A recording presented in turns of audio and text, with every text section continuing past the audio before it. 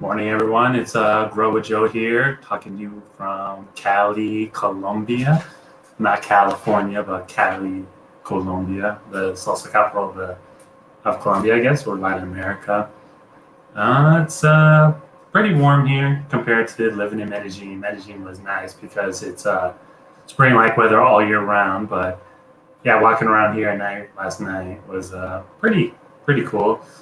Um, Yeah, it's a big city here. I think third biggest city in Colombia after Bogota and Medellin. Um, yeah, I just got here yesterday afternoon after a 3 hour drive from Pereira to here. So then I'm gonna have to be going another 4 hour drive to Manizales after this. But yeah, I like exploring, seeing different things and everything. But it is, I would not be here if I didn't read a lot. Reading has really expanded my horizons in terms of what I think is possible. So when I read a book like The Pursuit of Happiness, they made that movie with Will Smith, but Chris Gardner, who's the actual guy that they made the book out of, like when I hear a story about how he became a financial advisor and he like was raising this kid and trying to be a business person, yeah, that reminded me like, oh, if that guy can do it, then I can do it as well. And then when I read a book like The Obstacles, the Way, which just shows about all these different stories of like, for example, Reuben Hurricane Carter, who's a boxer in the 70s, gets wrongly committed for a murder, and he spends the next like 19 years in jail. And the thing that got him out was reading. If he didn't read and work on his case, he'd probably still be in jail. Um, I read a lot of books, and books have just seemed to be the common denominator for what causes people to be successful. I just finished reading Napoleon's um, biography, and as he read a lot, he read a ton. And then I was reading The Count of Monte Cristo, which is a fictional book, and the way he got out of prison and became rich and everything, along with some help with some others, is he read and he learned a lot. It's a common denominator. Like Warren Buffett reads 500 pages a day.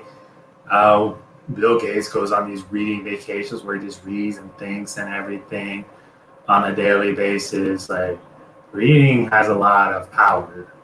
I don't think school does teaches us to read in the right way, but I'm a big believer that a self-education, like a formal education, will give you a good living, but a self-education will make you a fortune. And I wouldn't have started my own business. I wouldn't have be traveling overseas and just exploring the outer limits of my human potential if it wasn't for books. And what really got me started on reading books like 7 years ago is I was listening to this podcast and I came across this interview, and the guy came across said that he reads a lot. The guy is Ty Lopez, and he says that he read 36 books a year because that's the average number. Now he says he reads one book a day, but then I guess now he's doing all these other things with e-commerce and buying up businesses and everything. So like reading can give you a lot. Reading the right stuff can give you a lot of insight on what your next move should be. Like I just finished reading Principles by Ray Dalio, and like okay, when I start adding people, I need to start like hiring different folks for my Grow with Joe business. Okay, this is what I got to do to make sure that I have all my operations are tied so that things are not gonna fail, and I don't want to fail. So I rather learn from somebody else and learn from their failures than make my own failures, because that's going to save me time and money.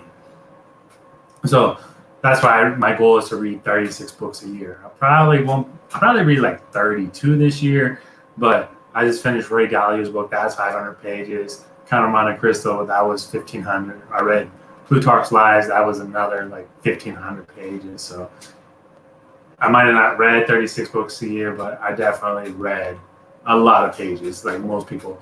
And also, like if you don't want to create a big business, just realize that average self-made millionaire reads 2 books a month. So success leaves a trail. And when I follow somebody's successes, then I'm going to learn how to make better decisions. And that's what this new economy is all about, is how can you make better decisions with your actions. Um, life is about choices, and we're the sum of our choices. So we got to make sure we're making good choices to help us live our best life. You don't want to live a mediocre life. I'm so glad I found out that I could start my own financial planning company. I'm so glad I could learn that I could travel and just live a good life. Like most people think like, oh, you need a lot of money to travel overseas. No, you just need $1,000. You can make $1,000 online. You can live overseas in Latin America and live like pretty well.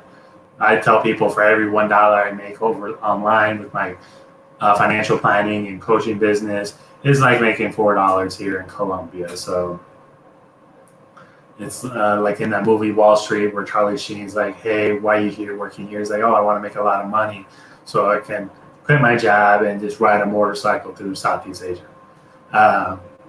You don't need that much money to do that. You could just literally probably have like $5,000 and do that for 6 months. So I don't know, that's something just to keep you in perspective. Like, hey, this person's doing this over here. Like, I'm not much different from this person. I could probably do the same as this person. I'm just gonna follow what he does. So like that's a big reason why I read, is because it raises my ceiling from here to here in terms of what I think is possible. I just have to follow what they do and just follow the process. It's not going to happen overnight. It just takes time and everything.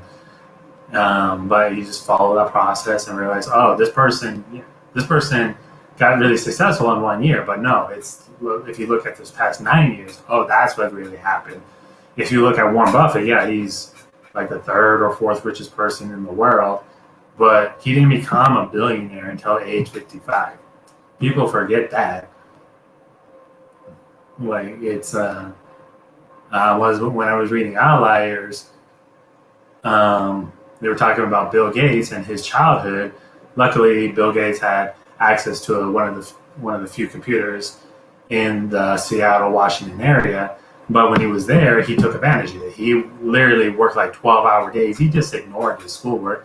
And so by the time he got into college, he's like, no, this is not going to do me well staying here. I'm just going to drop out and just go on and do my own thing. So just reading those type of stories and hearing those type of stories, like, oh, okay. Like people tell me you have to do this, but they're shortcuts. And the way you learn about shortcuts is if you read and you learn, you listen to podcasts, watch YouTube videos and everything. It's all about making good decisions. And that's why I do my podcast called Your Daily Cup of Joe every Monday through Friday, where I just give you quick lessons on how to live your best life and just like learn how to make good decisions. Like today, I wrote an episode, I'll probably record it today, but the episode is when they pretend to pay us, so we pretend to work. And the idea is like with that, it's, you just want to make sure you're not being taken advantage of at your job or in a relationship. And so by knowing that lesson, and when you get into a situation that's similar but not exact, you're like, oh, okay, this is what's going on. I need to make this happen and this happen over here. And I'm about to share that.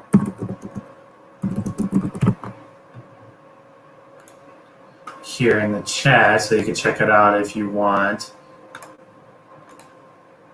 Open the link. So I'll put that in the chat. But the idea is you want to read books. You don't have to read 30 minutes at a time. You could read 15 minutes at a time and get the information you need. Like in the books, the book I just read, Principles by Dalio, there's a lot of different tips. He gives like over 500 different tips on how to run his business and how to live life and everything. If you read that for 30 minutes straight, you're going to be like mentally exhausted because it's not a story. There's not a lot of stories. It's just principles. Like, hey, here's the principle. Here's how to apply the principle.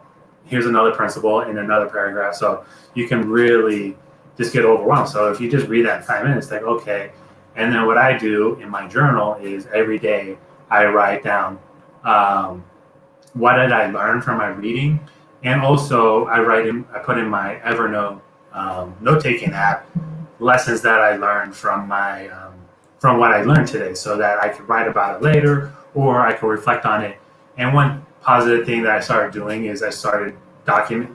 I've been documenting my journal entries for about a year now. So now I could look at a journal entry a year from now and say, oh, this is what I learned from what I read. Okay, that's how does this apply to my life right now? Or it just might give me that reminder, like, oh, okay, this is what needs to happen. And that's what reading is all about. It's all about pattern recognition. You're trying to see, okay, this is what's happening in my day, or this is what's happening around me in my environment. What do I need to do to take advantage of it so that situation doesn't take advantage of me? And it's really easy to be to be stuck in a situation. So, and the way to be stuck in a situation is you don't figure out the truths that you think are lies, and you don't seek out the lies that you think are truths. You just there. And to help, and we're never going to learn everything, so we have to be constant learners. But if you can understand what are the truths that you think are lies, and what are the lies that you think are truths, and you can actually correct your thinking. That's what I try to do. I try to not say, "Oh, I know everything." I'm like, okay, what do I know based on the information that I have from this source over this source and everything around me? And it just helps me make a better decision. So that's why I read. Since I read a lot, people could just check out my podcast, get those lessons right away and everything. But yeah, that's how I live my best life, and that's how I have control and flexibility on my life, so I could choose my day. So people don't choose. I don't know. That's just how I feel. I want to live my life, and that's just how I'm going to live my life. So hope you enjoyed today's lesson about why I read a bunch of books. Just follow the success trail. It's going to teach you if you read the right type of books. You can follow me on Goodreads as well and see all the books that I've read, and that can help you out as well. So hope you enjoyed today's lesson, and as always, if you go with Joe, you can grow with Joe, because Joe knows Joe, and I'll be here tomorrow to talk about something financial planning wise or personal finance wise. So if you have a comment or question, just leave it here, and I'll see you later.